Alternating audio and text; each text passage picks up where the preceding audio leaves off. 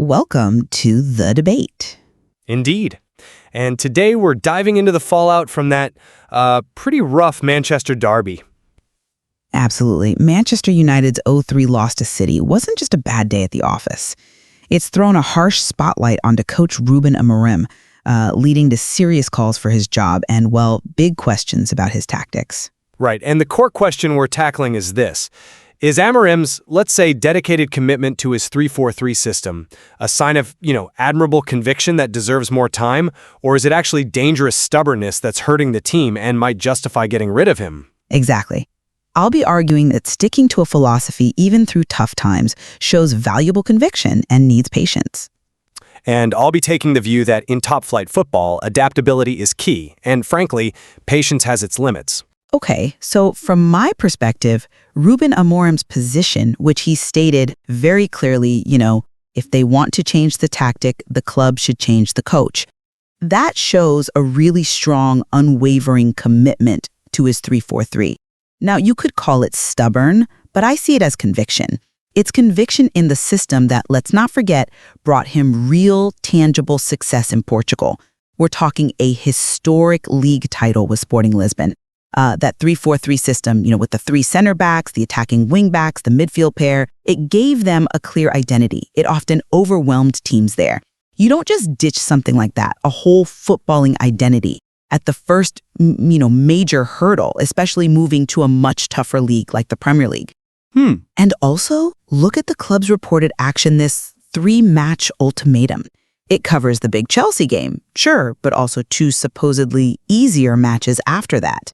To me, that suggests a more structured, calculated evaluation, not just a panic move. It inherently accepts that changing managers isn't simple. It needs careful planning. It needs time, maybe a week, 2 weeks, maybe half a week if they're incredibly fast to line up a replacement. We saw that with Leverkusen getting Hjulmand in after Ten Hag, right? These things take planning.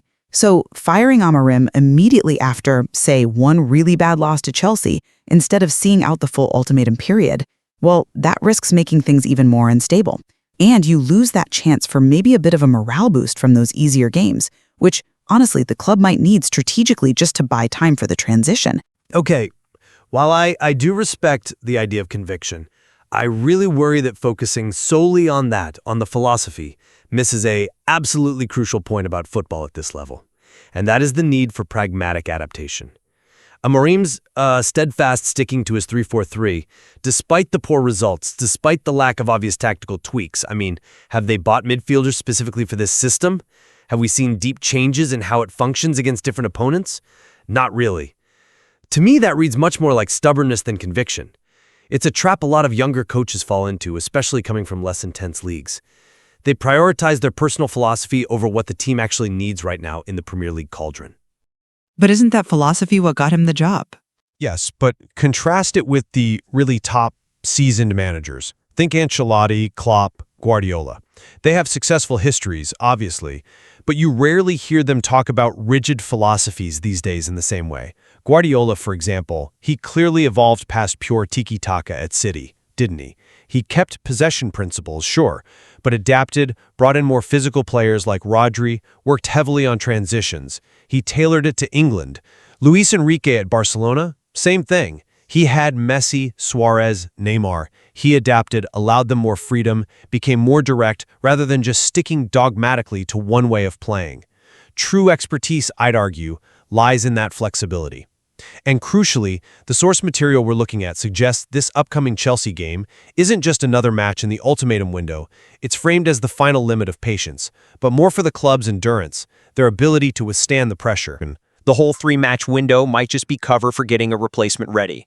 And the fact that it mentions some coaches are looking for work, well, that strongly suggests they're already looking at who's available. That's framing it quite negatively, I think. But okay, let's talk tactics. For me, a strong, consistent philosophy, like Amorim's 3-4-3, it provides a foundation, an identity, even if they're struggling with it right now. The 3-4-3, done well, offers that defensive solidity with the back three. You get width from the wing backs, potentially overload the midfield. It aims for something distinct. And his past success with this specific system at Sporting proves it can work. Suggesting he doesn't know who he is just because it hasn't clicked immediately in England seems, well, a bit harsh. Building a style takes time. You need a preseason, maybe specific signings. Expecting it to just work seamlessly straight away is, I think, unrealistic. I'm sorry, I don't think it's simply about time. Identity is great, but rigid adherence without any sign of adaptation, that's heading for failure in a league like this. The source itself uses words like stubbornness and inflexibility. It raises the question if he can adapt his Portuguese success to this much faster, more physical environment. It's not about throwing everything out, it's about tweaking it. What specific changes has he made to counter the Premier League's specific threats? We haven't really seen them, have we? Often the wingbacks seem exposed or the midfield gets bypassed, especially against the top teams like City. That's not an identity being built, it's a weakness being exploited. The great managers, the ones we mentioned, they evolve. They don't just impose their system regardless of whether it's actually working. That's the difference. Okay, but let's get back to the club's perspective and this ultimatum. I really think seeing it as just cover is cynical. It looks like a calculated approach. Firing a manager, especially mid-season, is messy. It's complex. You need to identify who you want, make contact discreetly, negotiate, sort out the backroom staff, manage the player reaction. That takes, as the source notes, 1 to 2 weeks, maybe half a week if very fast. Those next 2 lighter games after Chelsea, they aren't just about seeing if Amorim can scrape a win. They provide that vital logistical breathing room for the club. They're likely planning strategically, perhaps already sounding out potential replacements like Leverkusen seemed to do with Hjulmand.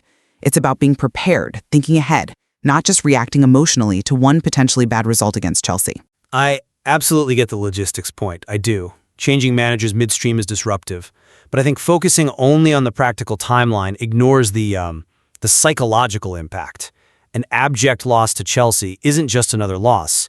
It's potentially the breaking point for the club's endurance, as the source puts it. Think about the fan reaction, the media storm, the pressure inside the club after another heavy defeat to a rival. While yes, they might use the following 2 games for transition if he survives Chelsea, the actual decision to pull the plug could easily come right after that Chelsea match, if it goes badly enough. The source stresses the situation is currently unacceptable. That implies a need for a potentially swift response if things don't improve drastically against Chelsea. The need for a smooth handover doesn't necessarily trump the need to stop the rot if it becomes overwhelming. Club leadership has to manage morale and perception too, not just HR processes. Right, but think about the players in all this. A coach's consistency, even if he hasn't brought in new players yet or made huge tactical shifts, which, by the way, often involves club strategy, not just the coach. That consistency can actually create understanding and stability within the current squad. Players need clarity. A system like the 3-4-3 is complex. It requires specific movements, understanding roles, constantly chopping and changing tactics, or expecting the coach to abandon his core beliefs every few weeks. That just confuses players. It breeds insecurity. It hinders development in the long run. It takes time for players to really get a system, to build those connections on the pitch. Changing course constantly just creates more uncertainty and stops any real progress. You need to build a foundation. I understand the argument for stability. But if the consistency you're talking about consistently leads to unacceptable results, then isn't that consistency actually the problem? The current poor performance, described as unacceptable, seems a direct result of this rigidity. We're seeing players trying to fit into a 3-4-3 who maybe aren't suited to it or who lack the specific attributes to make it work against Premier League opposition. That doesn't lead to clarity. It leads to players looking lost, which harms their development and the team. The very fact that the source suggests a just-okay coach with a simple 4-2-3-1 might make things smooth implies Amorim's philosophy itself is becoming the obstacle. A 4-2-3-1 is more conventional, maybe easier for these players to grasp quickly. His failure to adapt his system or maybe push harder for the right players for it, like a key midfielder, seems to be actively hurting the team's ability to compete right now. It's not just about his belief, it's about whether that belief is translating into positive performance on the pitch. And right now it seems it isn't. So we've really unpacked this from 2 quite different angles, haven't we? Looking at Rúben Amorim at Manchester United, weighing the value of sticking to a tactical philosophy against the harsh demands for results and adaptability in modern football. My view remains that his dedication to the 3-4-3, which brought him success before, shows a conviction that deserves a degree of patience, especially considering the club seems to have a structured, if demanding, evaluation process in place that acknowledges the complexities of changing managers. And I still lean towards the view that while conviction is admirable, inflexibility in a league this tough can be dangerous. The best managers show they can adapt, they evolve. This upcoming Chelsea game feels like a real flashpoint. Less about just the scoreline and more about what it reveals, that tension between sticking to your guns and knowing when to adjust. It's a test of that balance between conviction and pragmatism. Indeed, it's more than just about one manager or one club. It really touches on the core dilemmas in football management today: philosophy versus pragmatism, patience versus pressure. What happens next at United will certainly be a fascinating situation to watch, and as we've discussed, there are clearly strong arguments on both sides here, with plenty more nuance in the material itself.